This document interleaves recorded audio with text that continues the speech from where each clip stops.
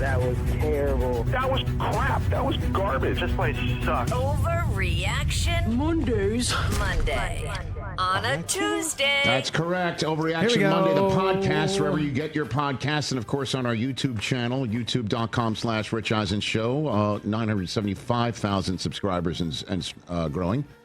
Christopher Brockman.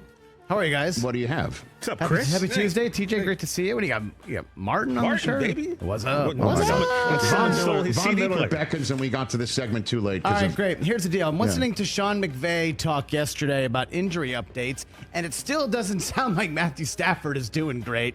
They should just sit him. Sit Matthew Stafford until he's 100% healthy. But no, I totally disagree with you. Totally disagree with you. Do you think Matthew Stafford is 100% healthy? No, but then why is he going to play? Why is he's close scheduled to a play on Sunday against Houston? Dude, Matthew Stafford is going to play on Sunday. That does not seem like the best course of action. Unless he can't get out of bed. I mean, it would only be fitting if the Rams played the Packers, so it could be epidural versus epidural. And the Jay Felly Bowl. Micah, right?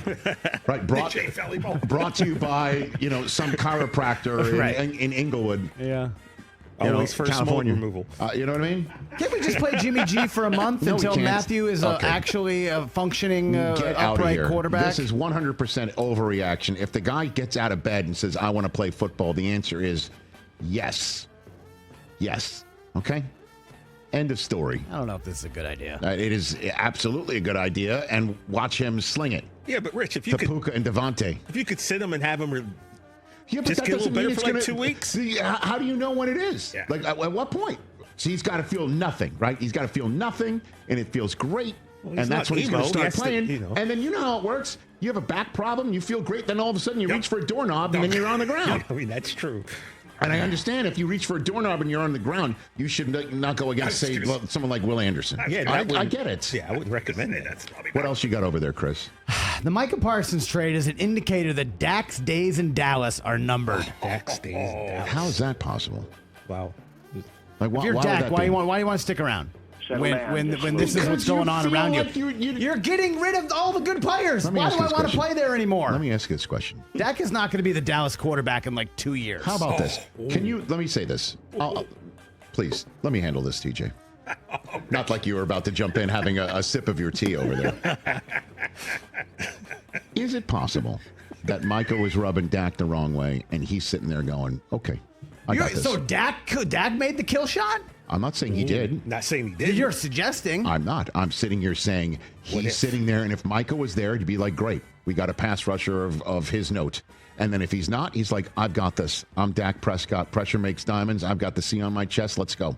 I got George Pickens. We're going to figure out this run game.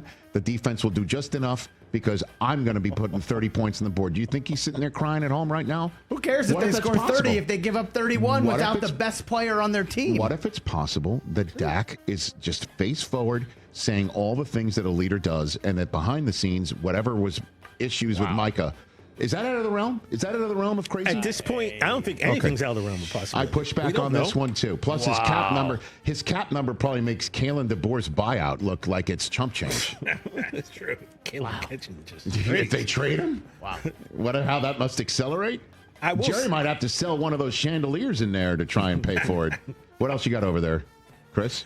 Bucs Falcons week 1, I think, is one of the low-key most important matchups on the slate this weekend. Winner of that game going to win the NFC South. I don't disagree with that one.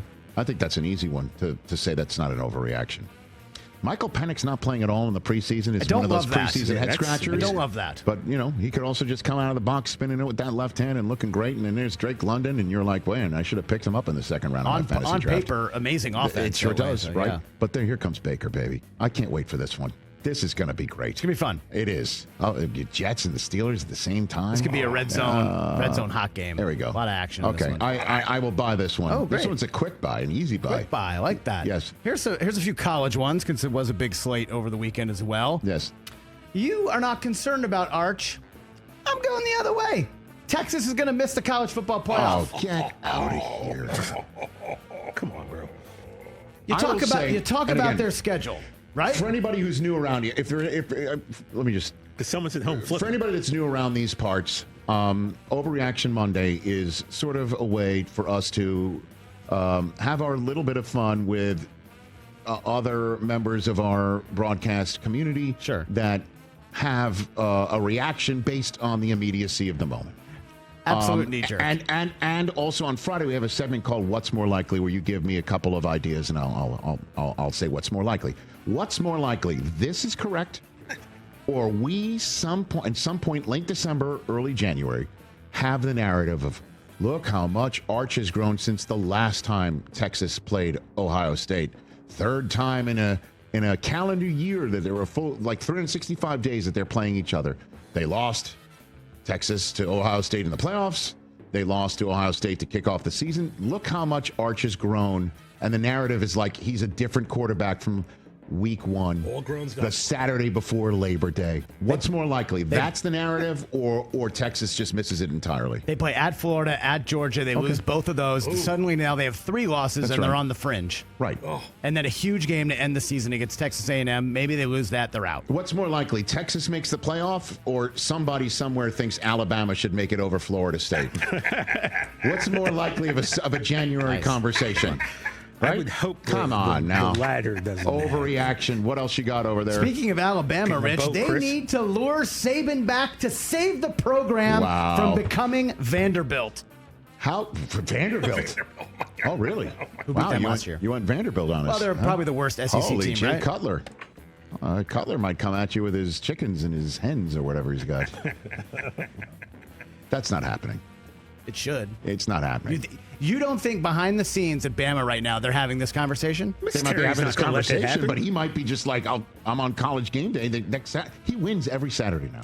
Well, he used to win every Saturday anyway. He sits next to Pat and offers a perfect yin to that yang. I just love the shots of the two of them off camera together that you see where Nick is just like being Nick and Pat's being Pat, and it's just awesome. It works, and he wins every single Saturday. He's not going anywhere. He does that anyway. That's great. By the way, if that happened, how quickly could they get the office changed back? Probably pretty fast. I bet Nick's office is literally just in storage. They should lure him back, but it's not happening. I don't know. Does that count as half a reaction? I don't know. A proper reaction? You got one more? All right, last one. Give me the drop. Give me a drop here, Mike. We need one more. You. All right, we'll get one more. Okay, you're so surprised. One more. I did not. That's my son Cooper. You got double one more. What do you got? Belichick should have stayed on TV. The UNC tenure will tarnish his legacy. It won't tarnish. He should have stayed on TV maybe at the end of the day, but why does it tarnish his legacy? He's a first ballot Hall of Famer, and as a matter of fact, he will not only be a first ballot Hall of Famer. He's not going to be in the College Hall of Fame. He's going in next year. What is he going to be in the College Hall of Fame for? He's going to be in Canton next year. They changed the rules for a coach to be out 1 year. Legacy. How quickly you out of turn here, on man. This, It's unbelievable. And Billy Trust for 2 decades. I was the first one in the national meeting who said he should be done coaching the Patriots. And then you guys a year later got on board with that. Look at Chris referring to himself He's as the a national media. I don't even know who he is anymore. Who's that guy over there? You made him. I made him. No, I think Mary Brockman made him. That's true. Shout out to Mary. Shout out Miss Mary. This guy over there. Tarnish his legacy. Get out of here. I've already forgotten about the Patriots days. Chris will tell you that, and he was the first media member to realize that Kyler Murray was indeed going to play football. Ladies and gentlemen. Number 1 pick in the draft. Good Overreaction Monday and a Tuesday again for the Overreaction Monday podcast every Monday through the Rich Eisen Podcast Network, courtesy of our friends at ESPN right now.